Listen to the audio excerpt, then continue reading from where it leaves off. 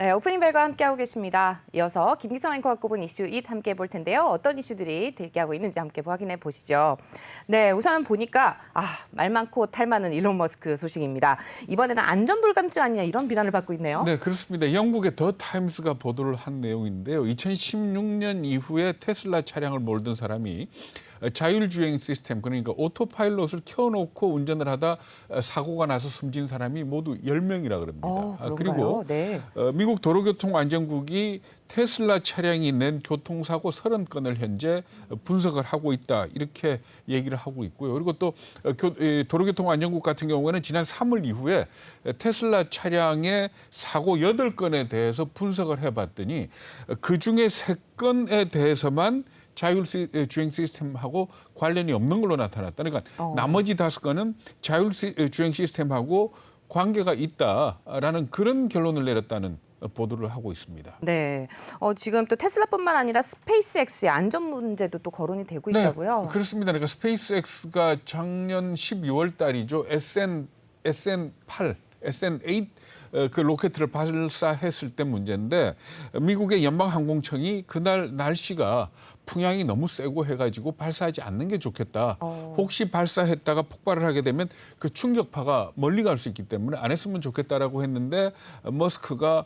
고집을 피워가지고 결국 발사를 했다 그럽니다. 물론 네. 하늘에 올라갔다가 최고점에 도달을 해서 잘 내려왔습니다. 착륙하는 과정에서 폭발을 하긴 했는데, 이걸 두고 머스크는 뭐라고 트윗을 날렸는가 하면은 오늘 발사는 성공적이었다. 화성아 우리가 간다. 뭐 이런 식의 트윗을 올렸다 그러거든요. 그런데 여기에 대해서 연방항공청에서 코멘트는 뭔가 하면, 사실 이 우주선이나 이쪽에는 굉장히 안전을 중요시하는데, 그렇죠. 아무래도 머스크 이 사람은 우리하고 좀 맞는 것 같지 않다라는 그런 코멘트를 했다 그러거든요. 그러니까 아무래도 테슬라는 기본적으로 어떤 남이 해보지 못한 일을 해내면서 그 과정에 대해서 희생을 좀 대수롭지 않게 생각하는 사람 아니냐라는 그런 지적들이 나오고 있다, 이렇게 보시면 될 것 같습니다. 네, 중요한 부분인데요.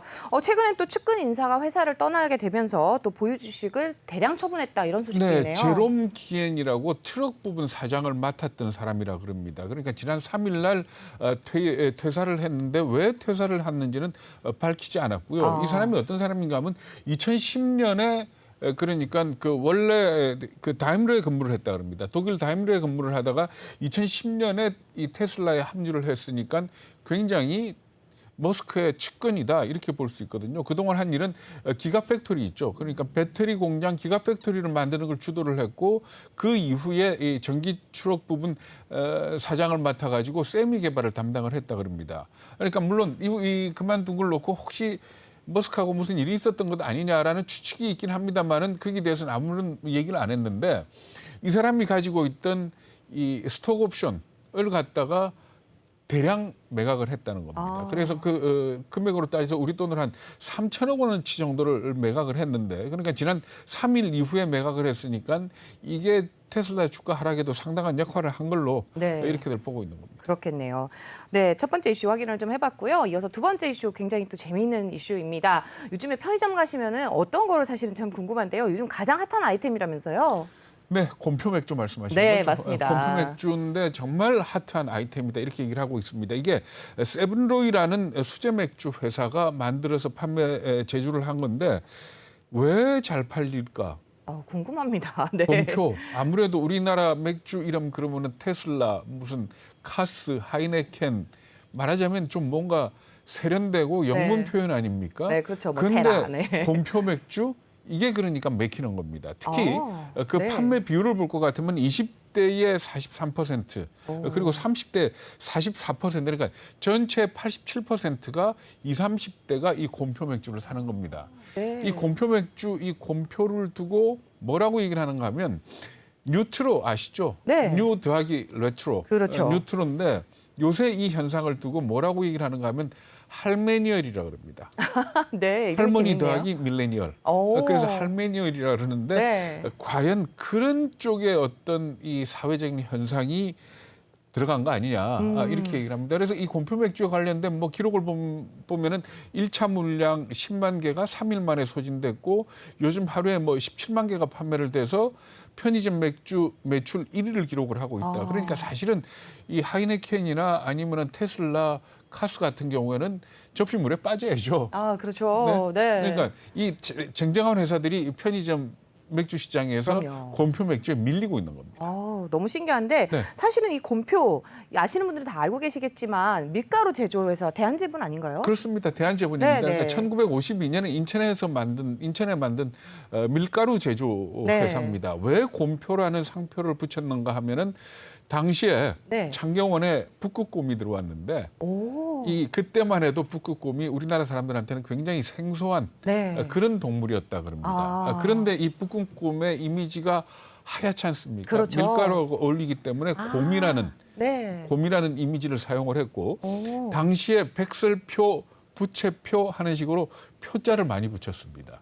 그래서 곰표라는 상표가 등장을 하게 됐다 네. 이렇게 보시면 됩니다. 그래서 1955년에 곰표 상표를 등록을 했다 그러거든요. 그러니까 67년째 이어지고 있는 장수 상표다 이렇게 이해를 하시면 됩니다. 네. 저 얼마 전에 북극곰 같은 경우는 이제 털이 하얗게 보이긴 하지만 몸은 까맣다는 얘기를 들은 적이 있는데 재미있는 것 같습니다.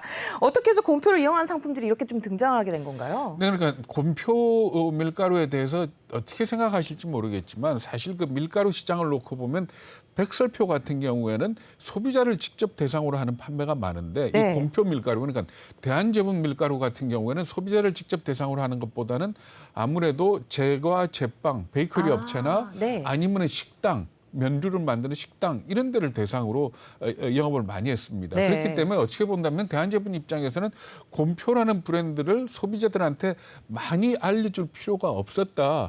이렇게 보시면 되는 겁니다. 그런데 사실 이 B2B 영업이라는 것 자체가 제과 제빵 업체들하고 운영을 하면 별도로 광고비도 안 들어가고 뭐 이렇기 때문에 좋긴 하지만은 무언가 수가 틀어져서 손 끊게 된다면은 네. 또 굉장히 어려움에 처할 수 있거든요. 그렇죠. 그래가지고 2017년에 이 문제 때문에 브랜드에 대한 조사를 해봤다 그럽니다. 그랬더니 이 20, 30대 중에서 곰표라는 걸 아는 사람이 거의 없는 걸로 이렇게 나타났다 그러거든요. 그래가지고 이 곰표의 브랜드를 갖다가 좀 리빌딩, 그러니까 네. 새로 좀 어떤 그걸 해야 되겠다라는 그런 측면에서 이제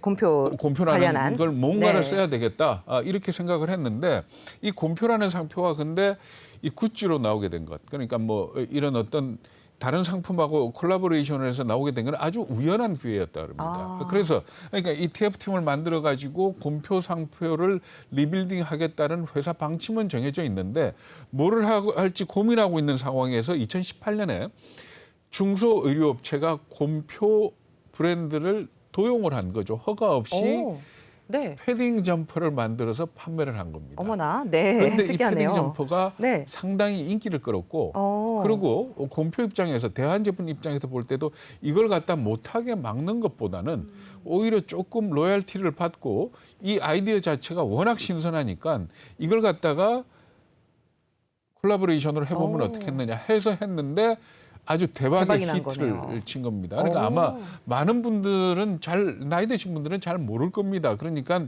이 곰표라는 이름이 등장하기 시작한 게 편의점 맥주가 아니고 네. 사실은 곰표 패딩, 곰표 티셔츠 네. 뭐 이런 것들로 시작을 했다 이렇게 보시면 되는 겁니다. 네. 아니 디자인도 되게 귀엽고 이름이 또 곰표라는 이름이 굉장히 또 네. 재미있어 보이기도 하는데요.